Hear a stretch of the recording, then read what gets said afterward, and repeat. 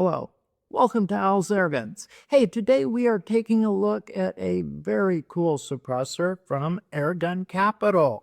Now, they had actually sent this to me a while ago, was very impressed with the unit, did a little mailbag kind of thing where we opened it up, took a look at it, another suppressor they had sent. And when I was thinking about guns that I wanted to test it on. Let's get it out here and take a look. Okay, the suppressor we're taking a look at in this video and the following is the Airgun Capital 25-22 caliber suppressor. Arrives very nicely packaged. Makes it a nice storage container. But as you'll see, the end cap has it marked for the 22 and 25 calibers. Is constructed of high-grade aluminum, very well manufactured, feels really good. The end cap is removable, and I assume it can be completely disassembled. But more importantly, they shipped me another end cap to convert it to 177 caliber. And that is a good point to go ahead and get into talking about the guns we're going to test it on.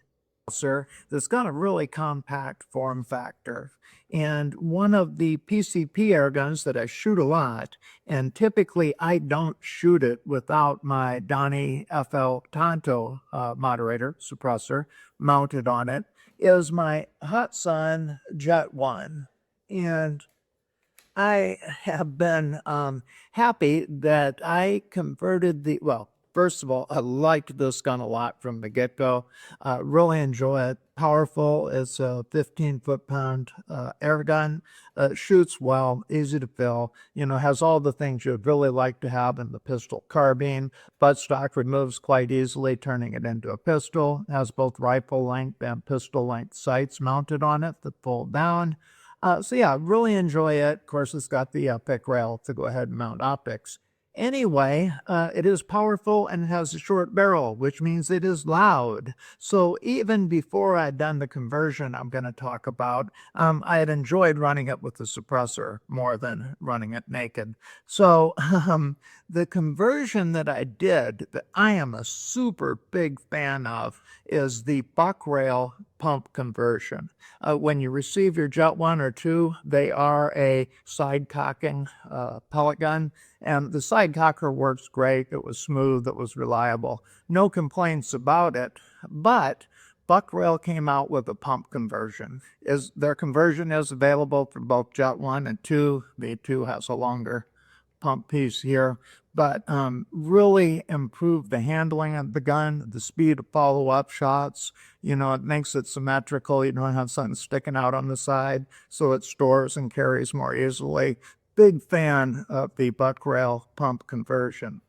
Now, that being said, the pump conversion has one disadvantage in my mind, and that is if you don't have a suppressor mounted, it encourages you, shall we say, to have your offhand very close to the muzzle.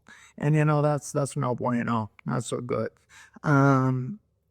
They talk about it in their literature, and you know, I agree with them given the sound signature of this little pistol carbine. You know, I think most people are running it with the suppressor anyway, but it greatly enhances the safety of your Hatsan Jet 1 or 2 with the pump conversion if we're running some kind of cam on the front that gets that muzzle and pellet exit point further away from our offhand. So they encourage you to run something.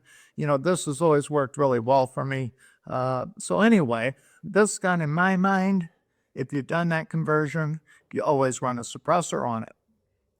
So I was very curious how the Air Capital suppressor would perform. You know, the form factor is very good. It's slightly more narrow because it's a tiny bit longer. So I think it'll work really well, work well with the sights. Very interested to see how it does. The Hatsan is equipped out of the factory. You get a little 1x20 adapter. This suppressor does come threaded for 1x20 airgun threads. And, you know, that worked great here. But I had two pistols that I wanted to test it on. And I wanted to test one of the features that this has that a lot of the other moderators that I see for sale don't have. So far, I think in moderators, we have levels of suppressor, starting perhaps with the 3D printed and working our way up from there. And that's just in terms of, quality of construction. In terms of performance, I think that does not dictate whether or not it will perform better. I think that has more to do with design.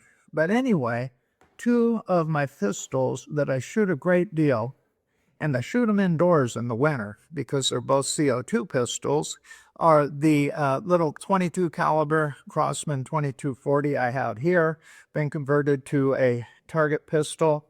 The valve in here is tuned. This has one of Mike Tehan's bullseye forearms and barrel rings, I guess. But anyway, this pistol is something I shoot a lot indoors. And I wanted, the valve has been modified. It is more powerful. It is a bit noisy. And even your average 2240 is a little noisy indoors. So I run it with the suppressor. And currently, it has an Airgun Mods AGM 5-inch suppressor on it. And that does a really nice job of making it indoor friendly, not disturbing the other people in the house or neighbors. So I really enjoy that. I wanted to see how well the Airgun Capital suppressor would perform on it. And I also have a custom build we've been doing on the channel. And this is a 2240 that's been tuned with a high performance valve and converted to 177 caliber. We have a 10-inch 177 caliber barrel on it, and it is running a TKO suppressor on the front. Now, TKO is a composite of both metal parts and synthetic parts, not 3D printed, manufactured according to traditional principles, something many of us have used for years, and it performs very well. So, when I'm thinking about suppressors, I think of an entry level, a step above, and with a Donnie FL, or as we assume, the Airgun Capital, kind of a top tier in terms of build quality.